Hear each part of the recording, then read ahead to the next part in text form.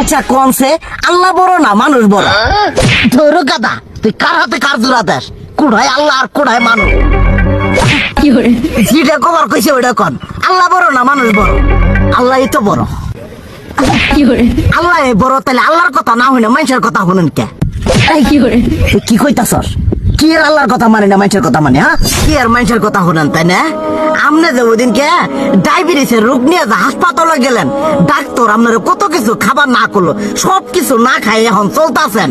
তাহলে আল্লাহ যে আপনারা কইছে যে হারাম খাবার না, সুদ খাবার না, কই আপনি তো কাম কাজ বাদ দিয়ে এলাকার আমাদের টাকা পয়সা না গায়ে খালি ওইলে দিয়েই খান, নিজেরা টেও হালাল ভাবে কামাই করেন না, ওই সুদ তো না কয়টা টিয়া করে লাভ আহে ওইলে দিয়ে দিয়ে চলেন আর পেটা বড় বানাইছেন।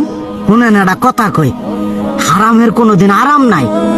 হালাল পথে রুজি রোজগার করেন, প্রয়োজনে এড়া বেলা কম খায়েন, তাও শরীর পিণ্ডও ভালো থাকবো, কোনো রোগ বেদও হবো না, আরামও পাবেন, আল্লাহও খুশি থাকবো। তুই আমার এইভাবে বুঝাবি আগে কইলি না কে?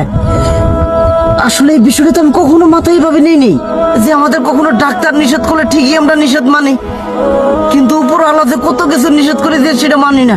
আর এই যে হারাম পথে টিয়া পয়সা কামাই করতেছেন, শরীরের মধ্যে দুনিয়া রোগ বেত হয়েছে, দেখা যাইতেছে যা টিয়া হারাম পথে কামাই করতেছেন তার তো বেশি টিয়া মনে করেন জ্বলে যাইতেছে গা বেশি। আজকের পর থেকে আমি আর এই হারাম সুদ খামো না, আমি হালাল পথে চলবো, হালাল টাকা পয়সা ইনকাম করবো। এতে করে যদি একবেলা কমও খাইতে হয় তবুও খামো, তবু আমি আর এই হারাম পথে চলবো না। আচ্ছা ঠিক আছে।